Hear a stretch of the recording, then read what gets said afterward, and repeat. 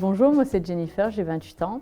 J'ai une petite fille de 16 mois, je suis mariée avec Jérôme qui est pompier volontaire à Los également. Je travaille à GRDF, mon vrai métier c'est à GRDF, technicienne. Mon père est chef de centre ici, mon grand-père l'était avant lui, donc j'ai baigné dans la caserne depuis toute petite. Ça a toujours été mon dada et je suis rentrée à mes 17 ans ici à la caserne. En tant que femme pompier volontaire ou même homme pompier volontaire, on intervient exactement sur les mêmes interventions que les pompiers professionnels. On est formé pareil, donc sur intervention, vous n'allez jamais reconnaître un pompier professionnel d'un pompier volontaire. Ce qui me plaît dans le métier de pompier, c'est l'adrénaline qu'il y a quand on part en intervention, c'est l'esprit d'équipe qu'il y a ici. À Los, c'est une famille. Hein. J'ai pas rencontré de problème d'intégration. En formation aussi, il faut prouver les choses parce qu'on est des femmes quand même.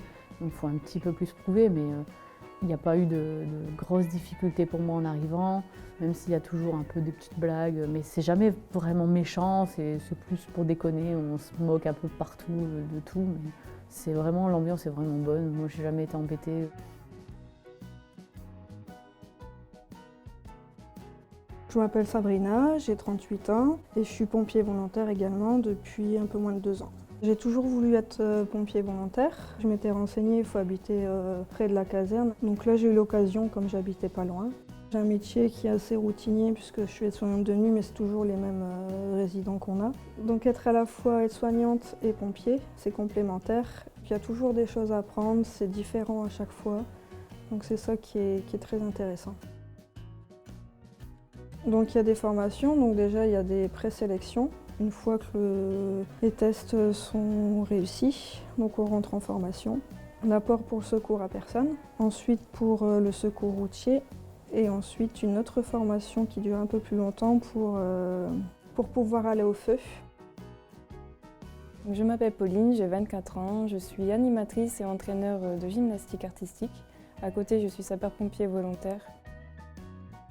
Être pompier, c'est toujours quelque chose qui m'a attirée, le fait d'aider les gens. De base, je voulais partir dans l'armée. Pour moi, ça a été quand même assez difficile, pas forcément en tant que femme, mais parce que mon ex-conjoint ne me soutenait pas forcément. En plus de ça, je suis quelqu'un d'assez réservé. Du coup, ça m'a quand même bloquée. Donc c'est pour ça que c'est très bien d'avoir une famille derrière qui nous soutient. Et maintenant, aujourd'hui, je suis avec quelqu'un qui est aussi sapeur-pompier volontaire, donc ça permet aussi... c'est plus compréhensible pour nous deux et il y a beaucoup moins de jalousie et je m'entends beaucoup mieux avec mes collègues maintenant. Bien sûr, on est pompier aussi, c'est pour faire du feu, hein, donc c'est pour voir aussi nos réactions immédiates face aux situations. Donc, au fil des formations et de l'expérience que j'ai acquis, ça m'a permis d'avoir plus confiance en moi et de mieux me connaître aussi. Il faut vraiment être carré dans ses gestes, carré dans sa tête.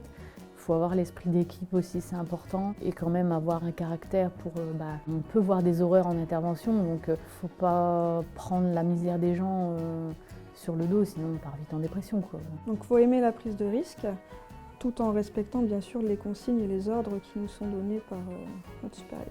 Être sportive, ça aide parce qu'on porte quand même des charges assez lourdes. Un aéri, ça pèse 11 kg, mais c'est toujours un plus, hein, mais c'est pas forcément obligatoire. Ici, il y a des gens qui sont pas du tout sportifs et pourtant ils s'en sortent tout à fait bien. Je pense que le métier, il est accessible à tous, surtout en étant une femme, parce que c'est toujours bien d'avoir une femme dans son équipage, sachant qu'il y a certaines personnes qui préfèrent parler aux femmes. Forcément, c'est prenant, mais l'investissement en vaut le coup.